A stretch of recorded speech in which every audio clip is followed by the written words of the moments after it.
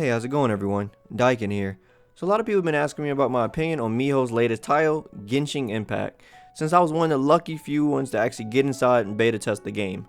First off, I would like to start off by saying this will not be a comparison video between this and Zelda.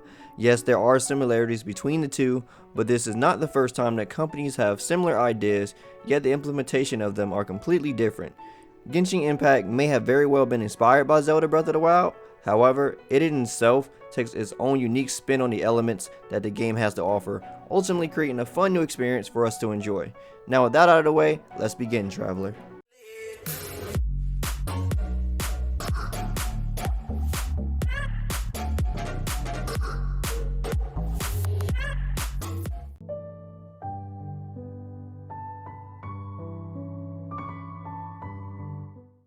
To start off, what is Genshin Impact?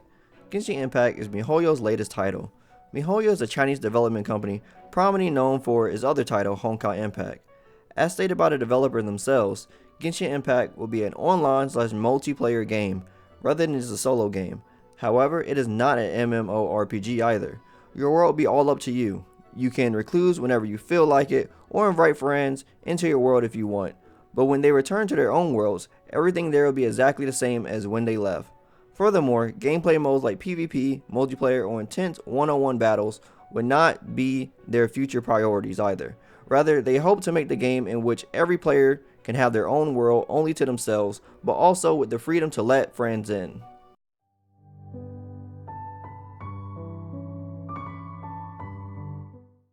I'll start off by saying Genshin Impact feels very smooth.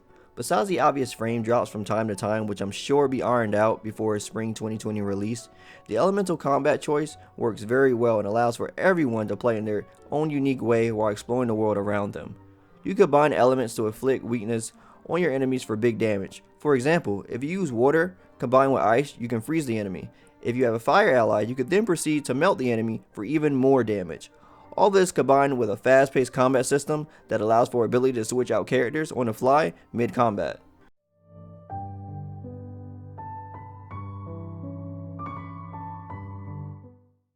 Exploring even this small area of the game at the moment is a lot of fun with a variety of things to do, even just for an early beta.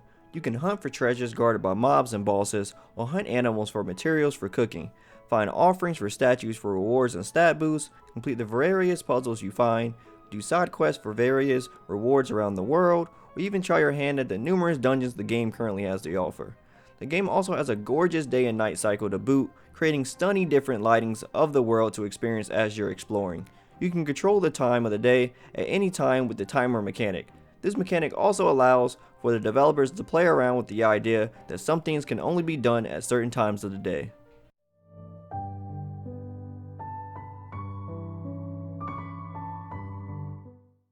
Cooking is something I see a lot of RPGs have been implementing, and it's not that much different here. You hunt for materials to gather and cook from recipes you have. One thing about cooking in this game, it does have a bit of a mini game to play, which decides the quality of the item you are making. Cooking not only allows for regaining health, but for temporary stat boosts as well. Not to mention that some ingredients take even more ingredients to make, which are on a real world timer to create.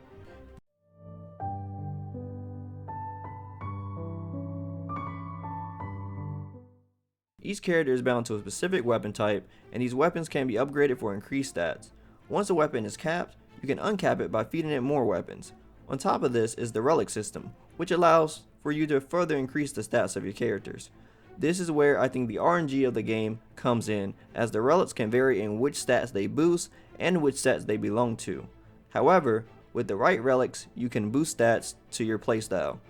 All characters also have a skill tree, which wasn't totally fleshed out in the beta, but gave us a sneak peek of what characters could offer in the future. These skill tree upgrades could do anything from increased skills and movement stats to allowing the skills to do more altogether. This was locked behind, if I recall correctly, an adventure rank of 15, so if you didn't get there, you weren't able to experience this feature unfortunately. However, this game got even more enjoyable once you unlock the true potential of every character.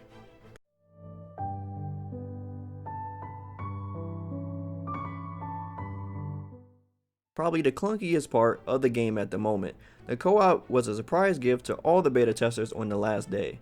It allowed for players to join your world, which acts as its own server. Unfortunately, while players are in your world. At the moment, you cannot do quests together, although I'm sure this will be implemented in the future. The only available content was a single level 24 dungeon.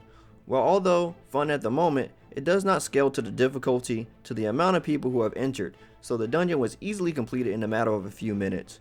While Genshin Impact is beautiful, the amount of particle effects being flown around in combat such as this is almost unbearing, and you can't really tell where you are or what's going on. Not to mention it's the game's biggest frame drop moment. Other than that, the idea is fun and I had a blast running through with people. I would like to see a restriction, however, on the amount of characters everyone could bring. I think everyone should only be able to bring one character, which allows for more actual teamwork. This could be easily implemented by allowing you to choose and see who your allies are picking before you enter the dungeon at some sort of character select screen.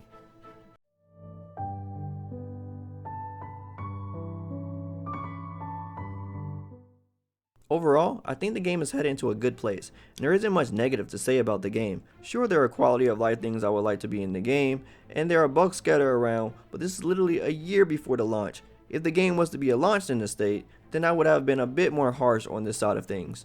Overall, the game feels good, looks beautiful, exploration and combat is fun, and the characters are all enjoyable in their own way. I look forward to the future of this game, and I can't wait to see what Mihoyo dev team has in store for its fans. Anyway, that's all I have to say about Genshin Impact. If you like anything I had to say, drop me a like, I greatly appreciate it. And if you want to hear more from me, follow me on my socials. Also, don't forget to subscribe and turn on notifications so you know when the next video goes live. As always, my name is DaikenXDan, and I'll see you next time. Signing out.